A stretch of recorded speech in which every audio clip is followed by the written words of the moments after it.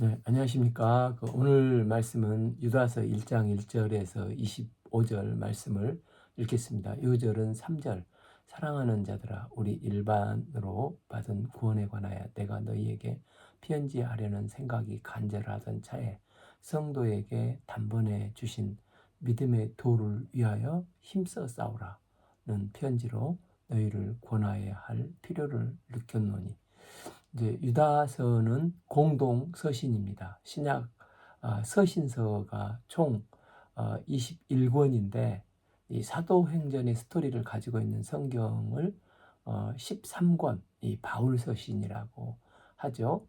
그리고 히브리서는 애매하니까 중립으로 놔두고 이제 사도행전 스토리가 없는 공동 서신은 야고보서, 베드로 전후서, 요한 1, 2, 3서, 그리고 유다서까지 총 7권, 합 21권이 되는 것입니다. 공동 서신은 모든 교회의 공통적으로 주는 메시지라 할 수 있습니다. 유다서의 저자는 1절에 예수 그리스도의 종 야곱의 형제 유다라고 밝히고 있습니다. 유다서는 베드로 후서와 비슷한 시기에 쓰여진 것으로 보기에 약 베드로 전서가 네로의 대박해가 시작되기 직전 AD 64년 경에 쓰여졌고, 그 후 2년에서 4년이 지난 정도의 이 베드로 후서 3장 15절을 보면 우리가 사랑하는 형제 바울도 그 받은 지혜대로 너에게 같이 썼다는 것을 볼 때 이미 다수의 바울 서신이 회람되기 시작한 때인 AD 66년에서 8년경에 이 베드로 후서가 쓰여진 것으로 봐서 유다서도 그 즈음에 쓰여진 것으로 추측하고 있습니다. 베드로 후서와 유다서의 공통점이 많습니다. 특별히 베드로 후서 2장 1절에서 18절까지에는 유다서 1장 1절에서 18절 내용이 비슷한 부분이 많은데, 거짓 선지자들에 대한 내용이 비슷하고 또 5가지 정도로 뽑을 수 있는데, 범죄한 천사가 나오고 소돔, 고모라 멸망, 발람 선지자의 악한 길, 물 없는 셈이 이같이 나오는 등 짧은 성경치고는 베드로서와 유다서 사이 최소 15개의 구절이 서로 겹쳐서 굉장히 비슷한 점들이 많이 나와 있습니다. 그 이유는 아마도 같은 시대, 같은 지역에서 생기는 이단 영지주의 문제를 다루고 있기 때문일 것으로 보고 있습니다. 또 하나는 둘 다 예수님의 삶을 너무 가까이서, 이 베드로는 예수님의 수제자였고 야고보는 육신의 동생이었기 때문일 수도 있을 것입니다. 그래서 루터는 유다서는 베드로 후서의 요약판이라고까지 했습니다. 특히 그 마태복음 13장 55절을 보면은 이는 목수의 아들이 아니냐, 그의 어머니는 마리아라, 그 형제는 야고보, 요셉, 시몬, 유다라지 않느냐. 그러니까 예수님은 이 요셉 마리아 가정의 맏형, 또 육신의 동생들 중 이제 두 번째가 야고보, 또 예루살렘 공회의 의장이기도 했고 또 야고보서의 저자이기도 했습니다. 그리고 그 가정의 막내가 유다, 본 서신의 저자인 것입니다. 예수님이 살아계실 때 예수님을 미쳤다고 잡으러 다니기도 했고, 또한 요한복음 7장을 보면 초막절에 예루살렘에 안 가시고 나사렛에 계신 예수님을 보고 이 촌구석 나사렛에 머물면 뭐 하십니까? 당신이 행하는 일을 예루살렘에서 초막절 행사에서 나타내서 이제 스타 강사가 되던 스타 선지자가 되라, 이렇게 비꼬면서 말을 하고 있습니다. 그래서 그 요한복음 7장 5절 보면 이는 그 형제들까지도 예수를 믿지 아니함이로라. 그러나 그들이 예수님의 십자가와 부활을 통해서 예수님의 막내 동생이라고 자신을 유다는 자신을 소개하지 않고 그리스도의 종이라고 소개를 하고 있습니다. 유다서의 수신자는 구체적으로 나와 있지 않는 공동 서신이라고 했고, 근데 그 애굽, 소돔, 고모라, 모세, 가인, 발람 등 구약의 내용들이 풍부하게 등장하는 것을 볼 때 대체적으로 이 팔레스타인 지역의 유대인 기독교인 것으로 추측하고 있습니다. 이 유다서의 특징의 첫째는 문체가 역동적이고 그래서 암초, 목자, 바람에 불러다니는 물 없는 구름, 열매 없는 나무, 캄캄한 흑암, 바다의 거친 물결, 유리하는 별 등 은유적이고 문학적인 표현들이 많이 나온다는 특징이 있습니다. 둘째는 또 그 문장을 세 개씩 표현하는 특징이 있습니다. 예를 들면은 그리스도의 종, 형제, 유다, 또 긍휼, 평강, 사랑 등 세 개씩 묶어서 표현하는 문장이 비교적 많이 나오고 있습니다. 세 번째, 유다서가 외경인 에녹서를 인용한 듯한 내용이 있어서 한때 신학적인 논란도 있었습니다. 그러나 에녹서를 유다에 인용했다고 해서 정경에 들어갈 수 없다 할 수는 없는 것이, 바울도 이방인의 시인이었던 아라투스라든지 헬라 철인 에피메니네스의 시와 글을 인용하고 있습니다. 그런데 바울이 성경 기록자들이 이렇게 일반적인 시인이나 문학가들의 또 철학자들의 글을 인용할 때는 그대로 인용한 게 아니라 앞뒤 문맥에서 그 문장에 필요하기 때문에 충분히 소화해서 정말 하나님의 말씀으로 오류가 없도록 하기 위해서 인용한 것이지 단순히 앵무새처럼 그대로 인용한 것은 아니었습니다. 유다서를 기록한 동기와 목적은 이제 3절에서 예수 그리스도께서 주신 구원이 얼마나 확실한 것인가를 확실하게 해두기 위해서 지금 유다서를 기록했다고 하고 있습니다. 특히 그 당시 초기 영지주의 이단들을 어떻게 대처해야 하는지를 알려주고 이단을 향한 경고와 강한 정죄의 메시지를 전하기 위해서 유다서를 기록했다고 말하고 있습니다. 그래서 유다서의 전체 구성은 1, 2절은 인사, 3절에서 16절은 이단 사상을 어떻게 경계하고 대처할 것인가, 또 7절에서 25절은 어려운 환난 가운데서 성도들이 어떻게 신앙생활 할 것인가 하는 것과 또 이제 마지막 축복 기도로 마치고 있습니다. 1.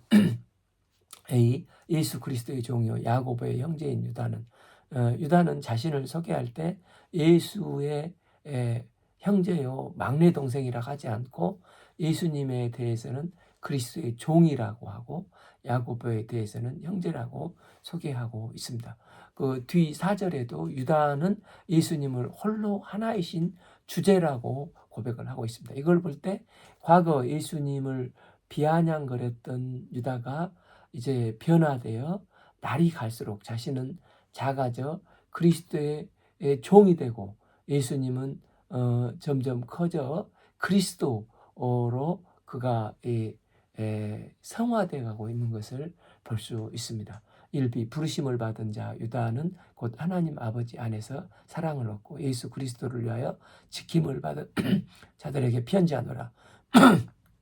유다는 수신하는 성도를 부르심을 입은 자, 또 사랑을 입은 자, 지킴을 입은 자라고 표현하면서 성도의 정체성을 일깨워주고 있습니다. 특히 마지막으로 지키심을 입었다는 것은 이제 얼마 안 있으면 네로의 대대적인 무서운 박해를 앞두고 실제 이 박해에도 초대 기독교 이제 양대 기둥이라 할 수 있는 바울도 베드로도 순교를 하게 되지 않습니까? 이런 무시무시한 폭풍 정야와 같은 상황 가운데서 유다는 우리는 어떤 극심한 환난과 핍박 속에도 지킴을 입은 자라는 믿음을 확실히 갖는 성도들에게 지금 편지를 하고 있다는 것입니다.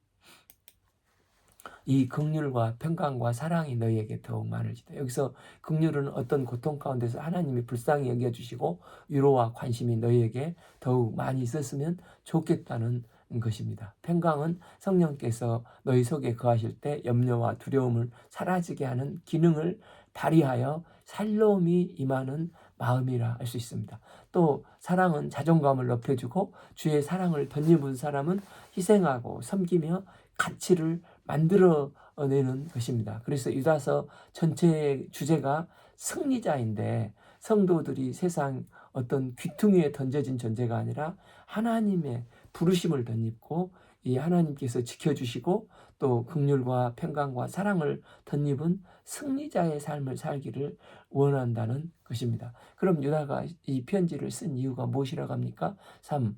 사람들아 사랑하는 자들아 우리 일반으로 받은 구원에 관하여 내가 너희에게 편지하려는 생각이 간절하던 차에 성도에게 단번해 주신 믿음의 도를 위하여 힘써 싸우라는 편지로 너희를 구원해야 할 필요를 느꼈느니 믿음의 도를 위해서 힘써 싸우라는 것입니다. 즉 예수님으로 말미암아 구원받았다는 것을 분명히 확신 있게 증거하기 위함이라는 것입니다. 히브리서 2장 17절 그가 범사의 형제들과 같이 되심은 마땅하도다. 이는 하나님의 일에 자비하시고 신실하신 제사장이 되어 백성의 죄를 속량하려 하심이라. 18 그가 시험을 받아 고난을 당하셨은즉 시험 받는 자들을 능히 도우실 수 있느니라. 우리가 육신을 입고 이 땅에서 여러 가지 이 고난과 핍박과 환난을 경험하지 않습니까? 그런데 육신을 입은 우리를 온전히 이해하시고 구원하시려면 예수님도 형제들 같이 친히 연약함에 놓여 보시고 고난을 당해 보셔야 했습니다. 그래서 예수님께서는 이 땅의 형제들과 같이 되심이 너무나도 마땅하셨습니다. 그런데 당시 영지주의자들은 거룩하신 예수님은 우리 그리스도이시고 하나님의 아들이신데 어떻게 이 악하고 더러운 인간의 육신의 몸을 입고 오실 수 있느냐? 불가능하다. 억지 주장을 함으로 진짜 성육신 하셔야만 하셨던 예수님을 전혀 알지 못하고 있는 것입니다. 그래서 유다는 왜 예수님이 육신을 입고 오셔야 했는지 그런 믿음의 도를 위해서 우리가 힘써 싸우라는 것입니다. 그럼 왜 영지주의자들이 이렇게 이단이 되어 성도들을 꿰는 것입니까? 이는 가만히 들어온 사람 몇이 있음이라. 그들은 애적부터 이 판결을 받기로 미리 기록된 자니 경건치 아니하는 우리 하나님의 은혜를 도리어 방탕한 것으로 바꾸고 홀로 하나이신 주제 곧 우리 주 예수 그리스도를 부인하는 자니라. 그들이 가만히 들어와 꼬드긴 이유는 한 가지입니다. 깨어서 은혜를 도리어 방탕한 육신의 세격거리로 바꾸어서 자신들의 이기심을 채우고자 그래서 죄의 쾌락을 채우고자 하는 것이지 결코 예수님을 위한 것이 아니라는 것입니다. 사실 이런 간단한 진리에 대해서 왜 예수님께서 육신을 입고 오셔야 했는지 성도들은 잘 알고 있었습니다. 너희가 본래 모든 사실을 알고 있었으나 내가 너희로 다시 생각나게 하고자 하노니 주께서 백성을 애굽에서 구원하여 내시고 후에 믿지 않은 자들을 멸하셨으며 그러니까 출애굽한 백성들이 광야에서 하나님을 원망하고 믿음을 온전히 지키지 못했기 때문에 가나안 땅에 들어가지 못하고 다 광야에서 멸망한 사건을 말을 하면서 우리가 성경을 모르는 게 아니고 어지간한 정도는 다 알고 있다는 것입니다. 그런데 자꾸 다시 말씀을 읽고 또 말씀을 공부하고 반복해서 성경을 묵상하고 생각하는 것은 말씀을 마음에 더 깊게 새겨서 더 깊이와 넓이와 높이가 더해져 가기 때문에 그렇다는 것입니다. 믿음의 주여 온전케 하신 예수님을 자꾸 보고 또 보면 나도 모르게 주님의 말씀이 내 마음 가운데 심겨져서 성령의 도우심으로 예수님을 더욱 닮아가고 또 문제들 속에서 더욱 말씀을 붙잡게 되고 그래서 장성한 분량으로 성화되어 가기 때문이라는 것입니다. 그래서 유다는 본래 모든 사실을 알고 있으나 내가 너희로 다시 생각나게 하고자 이제 이 핍박 속에서 다시 말씀을 견고히 붙잡도록 이 편지를 쓴다는 것입니다. 그런데 이단들은 어떻습니까? 육도 자기 지위를 지키지 아니하고 자기 처소를 떠난 천사들을 큰 날의 심판까지 영원한 결박으로 흑암에 가두셨으며, 여기서 천사들은 자기 자리를 떠난 이 타락한 천사들을 말하겠죠. 그러니까 천사들이 영적 타락을 하니까 자기 자리를 떠나서 하나님과 같이 되려고 하다가 루시퍼가 사탄 마귀가 되어버리는 것입니다. 욕심은 하나님이 주신 자리를 떠나는 것입니다. 침도 자기 자리에 있어야 좋지 자기 자리를 떠나게 되면 가래침이 돼버리지 않습니까? 목사도 강대상에서 말씀을 전하고 영혼들을 위해서 기도의 단을 쌓고 있어야지 갑자기 목사가 이 캬바레로 가서 있으면은 그러다 이게 목사가 뭐 얼굴이 나와서 가리면은 얼마나 참 보기가 민망하겠습니까? 자기가 있어야 할 자리를 귀히 여겨야 한다는 것입니다. 천사는 영적 존재니까 영적인 타락이 이처럼 오는데, 그럼 인간은 영육간의 존재이네. 이제 육적인 타락이 어떻다는 것입니까? 7. 소돔과 고모라와 그 이웃 도시들도 그들과 같은 행동으로 음란하며 다른 육체를 따라 가다가 영원한 불의 영별을 받음으로 거울이 되었느니라. 소돔과 고모라처럼 이단들의 특징이 영도 타락하고 육체를 음란한 색욕거리로 만들어 타락해 버린다는 것입니다. 그래서 소돔과 고모라가 마침 유황불에 떨어져서 오늘날 사회가 된 것이 아닙니까? 그래서 이 본보기가 되었습니다. 8. 그러한데 꿈꾸는 이 사람들도 이와 같이 육체를 더럽히며 권위를 업신여기며 영광을 비방하는도다. 여기서 이 권위는 4절에서 우리 주 예수 그리스도를 부인하는 자로서 예수님의 권위를 업신여기고 부정한 자들입니다. 이 이단들이 이렇다는 것입니다. 그런데 하나님의 말씀이 없는 이런 자들은 주의 권위를 업신여기고 다른 사람에 대해서 비판하고 정죄를 하는 것입니다. 그래서 계시록 12장 10절 우리 형제들을 참수하던 자 곧 우리 하나님 앞에 밤낮 참수하던 자가 쫓겨나고, 이 마귀의 특징이 이렇게 업신여기고 비방하고 참소를 한다는 것입니다. 그래서 자꾸 비방하는 사람들 그 배후에는 항상 마귀가 있는 것입니다. 9. 천사장 미가엘이 모세의 시체에 관하여 마귀와 다투어 변론할 때 감히 비방하는 판결을 내리지 못하고 다만 말하되 주께서 너를 꾸짖으시기를 원하노라 하였거늘. 외경에 이제 모세 승천기의 구전을 담아서 내려온 이야기인데, 천사장 미가엘도 모세의 시체에 대해서 마귀와 다투었는데 마귀는 무덤을 크게 만들어서 그것을 경배하고 숭배하라고 했는데, 천사장 미가엘은 느보산에 있는 이 모세의 시체를 가져가면서 그러다가 본질 대신 하나님을 놓칠 수가 있고, 사람은 결코 경배의 대상이 될 수가 없기 때문에 이제 미가엘 천사장이 이 나쁜 사탄놈아 너의 속셈을 모를 줄 알고 신랄하게 마귀를 정죄하고 비방할 수 있습니다. 그러나 천사의 욕의 최고가 주께서 너를 꾸짖으시기를 원한다 할 정도로 말하고, 감히 자기가 이렇다 저렇다 판결하지 않고 모든 권위를 하나님께 맡겼다는 것입니다. 천사도 하물며 그러는데 육신을 입은 인간이 나중에 영광의 몸을 입을 때는 천사보다 뛰어나겠지만, 그런데 어찌 이렇게 비판하고 판단하고 그럴 수 있냐는 것입니다. 그런데 10. 이 사람들은 무엇이든지 그 알지 못하는 것을 비방하는도다. 또 그들은 이성 없는 짐승같이 본능으로 아는 것으로 멸망하느니라. 아무 생각 없이 본성대로 이성 없는 짐승처럼 머릿속에 튀어나오는 대로 아무것도 모르면서 하나님에 대해서 그리스도에 대해서 회방하고 비판하고 참소하다 이단들은 멸망할 것이라는 것입니다. 그래서 유다는 성경에서 비방하다 망한 예로 세 가지를 들고 있습니다. 10일 화 있을지언정 이 사람들이요 가인의 길에 행하여 싹쓸 위하여 발람을 어그러진 길로 몰려갔으며 고라의 패역을 따라 멸망하였다.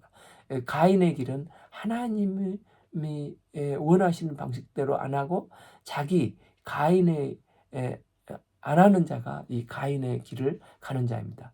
아벨은 하나님이 원하시는 방식대로 예배를 드리는 자고 가인은 하나님이 원하는 방식대로 예배를 안 드리고 가인과 그의 재물은 하나님께서 그렇기 때문에 받지 아니하시자 몹시 분하여 안색이 변했습니다. 창세기 4장 6절에서 보면 여호와께서 가인에게 내가 분하여 함은 어찌 되며 안색이 변함은 어찌 되느냐. 7절 내가 선을 행하였으면 어찌 낯을 들지 못하겠느냐. 선을 행하지 아니하면 죄가 문 앞에 엎드려 있느니라. 죄가 너를 원하나 너는 죄를 다스릴지니라. 이 구절만 보면 잘 알겠는데 잘 이해가 안 옵니다. 그런데 여기 죄가 문에 엎드리다는 히브리어의 하타를 이제 너무 직역한 것이라는 것입니다. 하타가 죄라는 말도 있지만 두 번째 죄를 지었을 때 하나님 앞에 용서함을 받기 위해 드려지는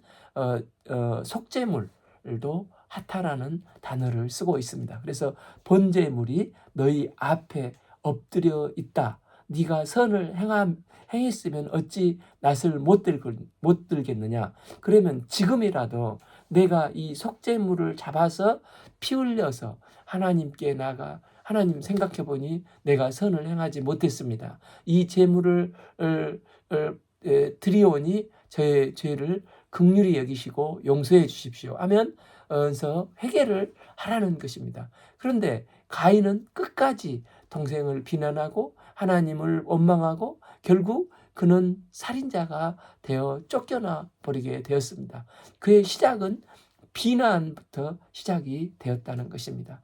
두 번째, 싹쓸 위하여 발람의 어그러진 길로 몰려갔으며 이 발람이란 자는 어떻게 보면 대표적으로 싹쓸 위하여 일하는 자로 일컬어지고 있습니다. 발람은 소위 선지자였는데 모압 왕 발락이 저주 전문 주술사 발람에게 돈을 주고 사주하여서 이스라엘을 저주하라 비난하라 했습니다. 이 발람은 불의의 싹을 사랑하는 자로 고용을 받아서 이 일을 저주하고 욕하는 자였습니다. 그러나 하나님께서 나귀가 사람의 소리로 발람의 미친 행동을 금지시켰습니다. 그러나 나중에 저주가 안 먹히니까 이제 또 발람은 함정을 팝니다. 미가서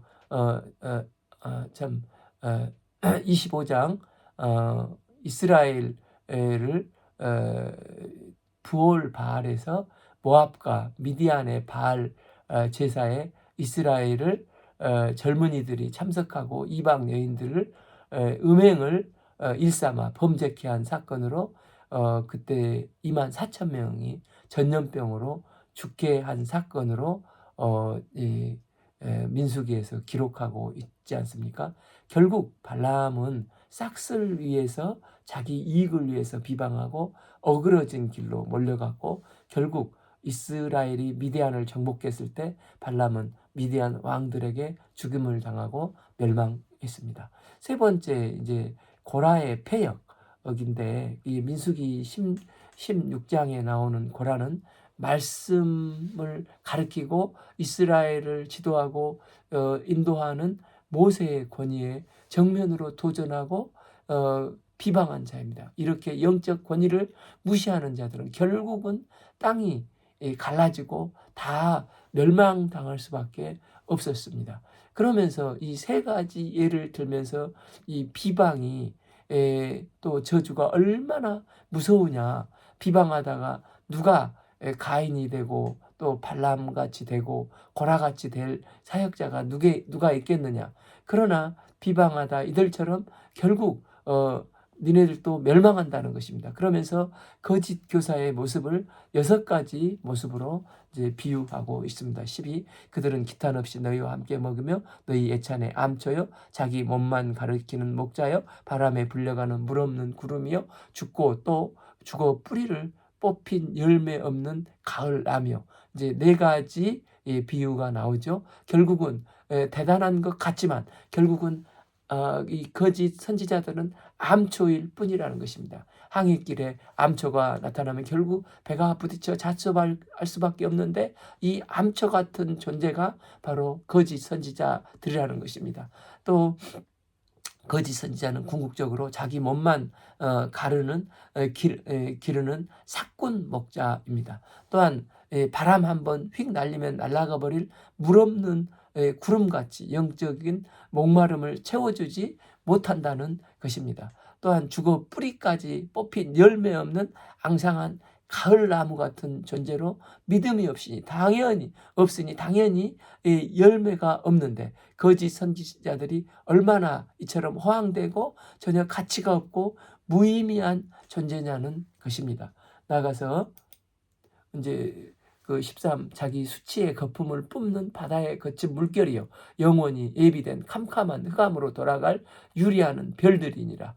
이 거짓 교사들의 마지막이 다들 허무한 거품처럼 되고 캄캄한 흑암처럼 사라지는 유성처럼 성도들을 어둠으로 끌고 가는 자들이라는 것입니다. 이 거짓 교사들과 정반대되는 분이 바로 예수 그리스도이십니다. 예수님은 우리를 구속하사 생명으로 인도하시고 우리를 음행과 타락의 죄에서 구원해 주신 분이십니다. 예수님은 영원히 솟아나는 샘물로 우리의 목마름을 채워주시는 영생수가 되시고 진리로 또 자유케 하시고 열매가 풍성한 인생으로 인도하시는 분이시고 우리를 어둠의 빛으로 인도하시는 주요 그리스도요 하나님의 아들이 되시는 분이십니다. 14 아담의 7대 손 에녹이 그 사람들에 대하여 애언하여 이르되 보라 주께서 그 수만의 거룩한 자와 함께 임하셨느니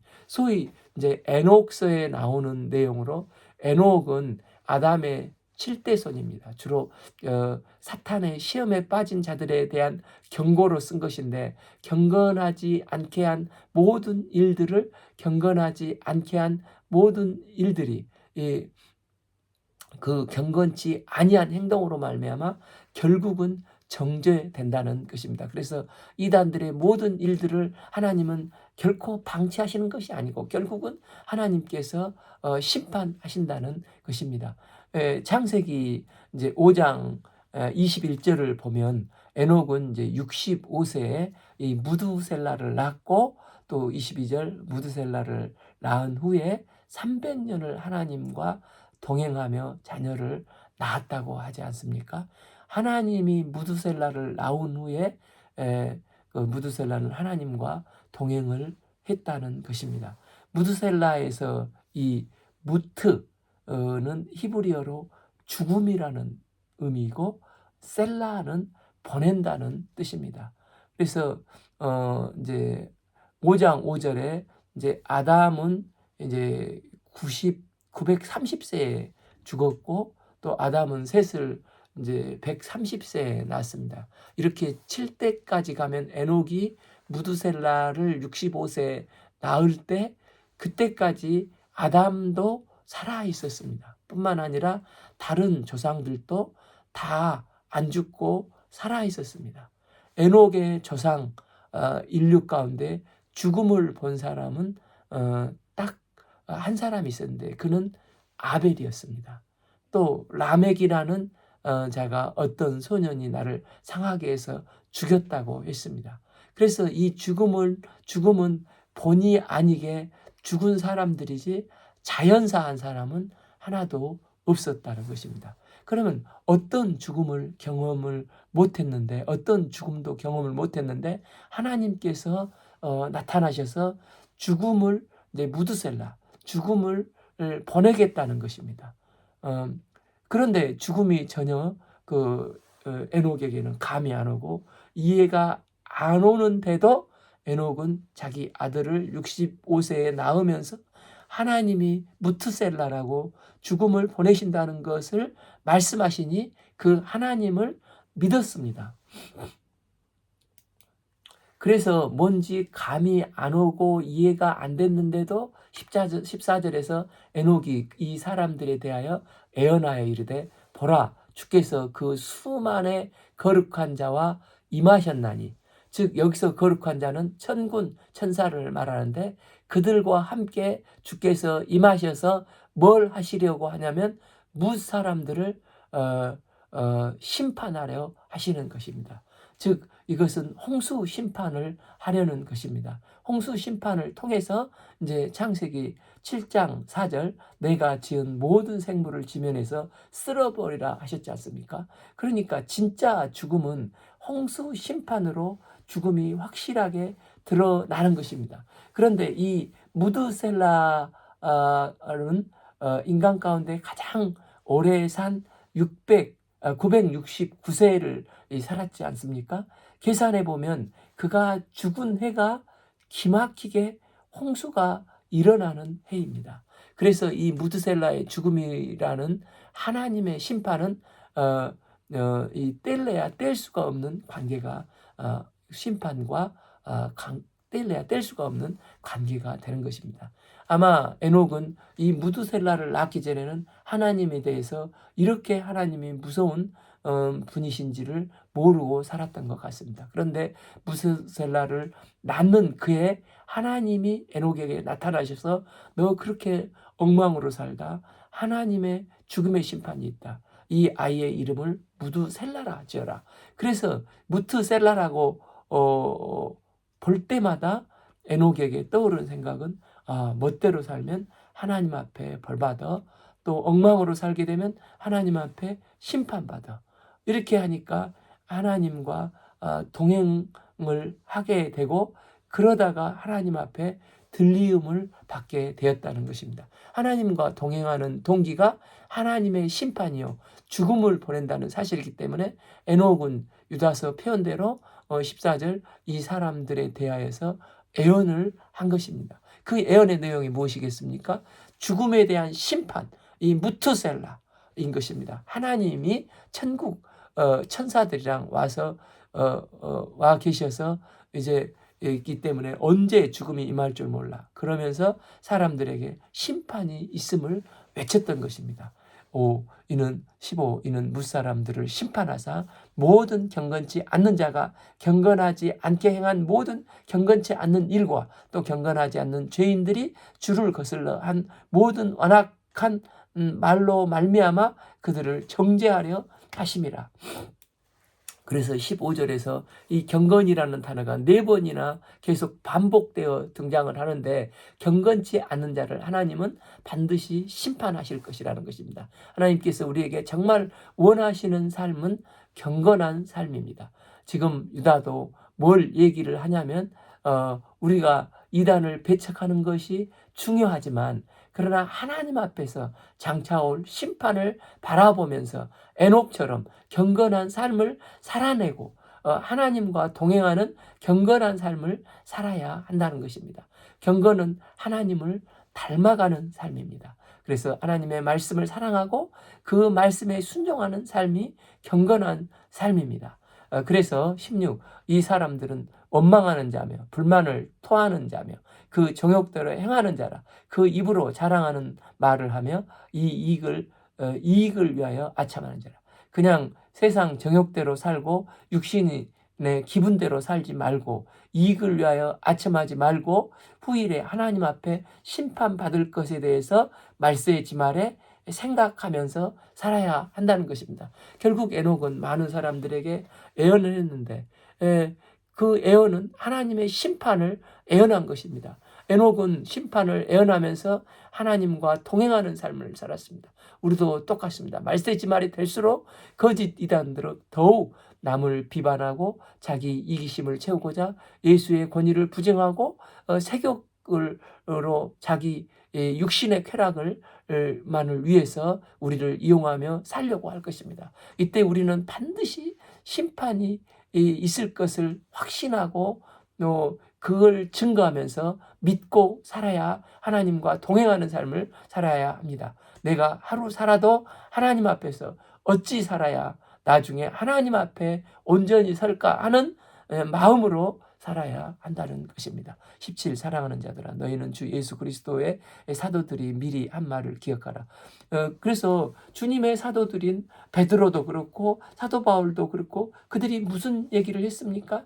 마지막 때 반드시 심판이 있다는 것을 계속해서 경고했지 않습니까? 심판은 반드시 있습니다. 그런데 마지막 때 또 어떤 일이 생기는 것입니까? 18 그들이 너희에게 말하기를 마지막 때에 자기의 경건치 않는 정욕대로 행하며 조롱하는 자들이 있으리라 했으니 이런 자들이 왜 정욕대로 살면서 믿는 자들을 조롱하는 삶을 사는 것입니까? 그들의 마음에는 하나님의 심판이 있을 것이라는 것을 믿지 않는 자들입니다. 19 이 사람들은 분열을 일으키는 자며 육에 속한 자며 성령이 없는 자라.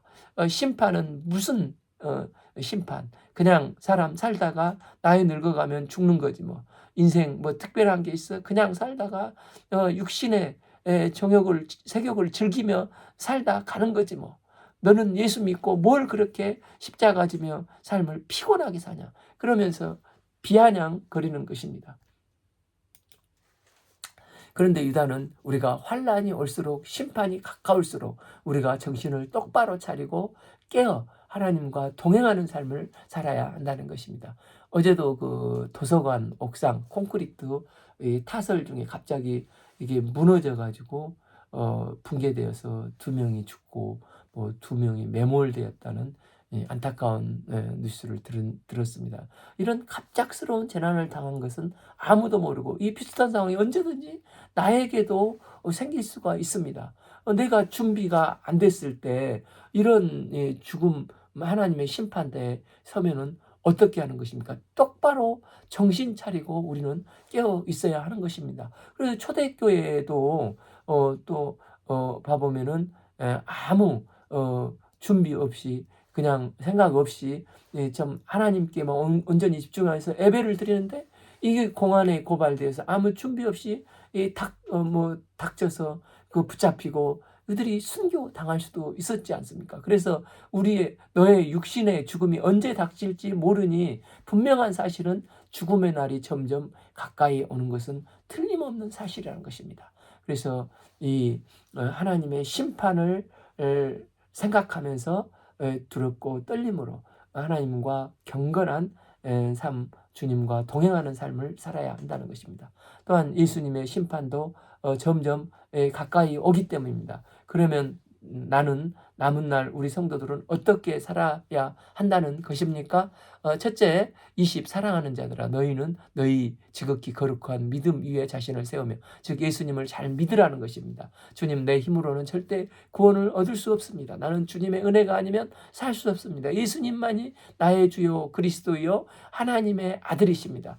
이 신앙 고백 위에 든든히 우리 신앙을 세워 놓으라는 것입니다. 둘째는 20b 성령으로 기도하며 왜 성령으로 기도해야 됩니까? 내 능력으로는 하나님의 자녀요 왕같은 제사장의 삶을 살 능력이 없으니까 성령님이 오셔서 나를 도우사 하나님의 자녀요 왕같은 제사장으로 살게 도와주십시오. 늘 깨어 기도할 때 주님께서 성령께서 나에게 새 힘을 주셔서 능히 감당할 힘을 주신다는 것입니다. 셋째 20일 하나님의 사랑 안에서 자신을 키우며 말세지 말에 자꾸 이상한 이단들이 와서 쏙닥거리면서 너 그렇게 신앙생활 해가지고 구원받을 수 있겠냐? 혹은 너는 지금이 어떤 시대인데 고리타분하게 말씀만 믿고 그 어렵게 신앙생활을 해 하면 아니야. 예수님은 나를 위해서 돌아가셨어. 그를 믿는 자마다 멸망치 않고 영생을 얻는다고 했어. 그래서 나는 비록 연약하지만 죄에 넘어질 때도 있지만 나는 구원을 받았어. 이렇게 증거하는 것입니다. 또 누구든지 나를 따라오거든 자기 부인 자기 십자가를 지고 나를 따르라고 하셨어. 너 헛소리하지 말어 하면서 하나님의 사랑 안에서 자신을 지키면서 말씀을 굳건히 붙잡고 살아가라는 것입니다. 또 넷째, 21b 영생에 이르도록 우리 주 예수 그리스도의 긍휼을 기다리라. 22 어떤 의심하는 자들을 긍휼히 여기라는 것입니다. 지금 그 시대 사람들은 네로의 핍박으로 곧 심지어 이제 순교할 사람도 적지 않았을 것입니다. 그러나 이 일로 인해서 낙담하지 말라는 것입니다. 잠시 잠깐 후면 오시리가 오실 것이고 그가 오시게 되면 우리는 영생에 이르게 되고 또한 그때는 하나님의 긍휼하심으로 우리가 예수 믿는 것 때문에 당한 모든 고난의 눈물을 주께서 친히 닦아주시고 우리를 위로해 주실 것이니 기다리라는 것입니다. 그러면서 핍박의 시대, 고난의 시대, 이단의 유혹도 환난의 위협도 능히 이겨내야 한다는 것입니다. 23 또 어떤 자들은 불에서 끌어내어 구원하라. 또 어떤 자들을 그 육체를 더럽힌 옷까지도 미워하되 두려움으로 긍휼히 여기라. 그리고 주변에 환난이 닥쳐오니까 신앙이 연약해서 흔들리는 동역자들이 있을 수 있는데 그런 자들을 긍휼히 여기고 그들을 위해서 중보기도 해주고 또 할 수만 있다면 그들을 이 불구덩이에서 끌어내어 구원하며 성도들이 서로 돕는 일을 하라는 것입니다. 그러면서 마지막으로 유다는 성도들을 위해서 지금 중보기도를 하고 있습니다. 24 능히 너희를 보호하사 거침없이 없게 하시고 너희로 그 영광 앞에 흠 없이 기쁨으로 서게 하시니 우리 힘으로는 하나님 앞에 절대 설 수 없지만 우리 주 예수 그리스도가 우리를 능히 보호하시고 거침없이 서게 하시고 우리로 영광 앞에 흠 없이 기쁨으로 서게 해 주실 것이라는 것입니다. 그리고 그분께서 25 곧 우리 구주 홀로 하나이신 하나님께 우리 주 예수 그리스도로 말미암아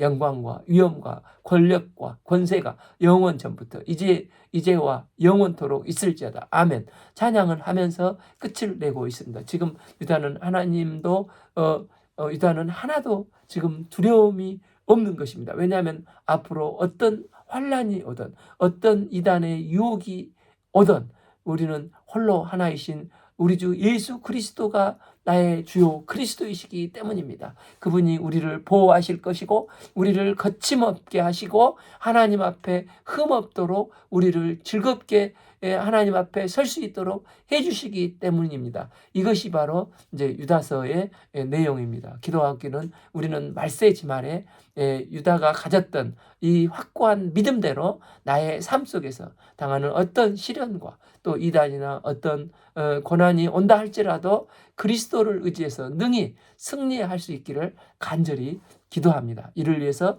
첫째 믿음 위에서 자신을 견고히 세우고 둘째 성령을 의지해서 기도하고 셋째 하나님 사랑 안에서 자신을 지키고 넷째 예수 그리스도의 긍휼을 기다리는 복된 삶을 살 수 있기를 기도합니다. 오늘 말씀은 유다서 1장 1절에서 25절을 읽었습니다. 이로써 또 유다서를 마치고 이제 다음 시간에는 66권 성경 통독의 마지막 성경 등반의 산인 계시록 산 앞에서 다시 뵙겠습니다. 감사합니다.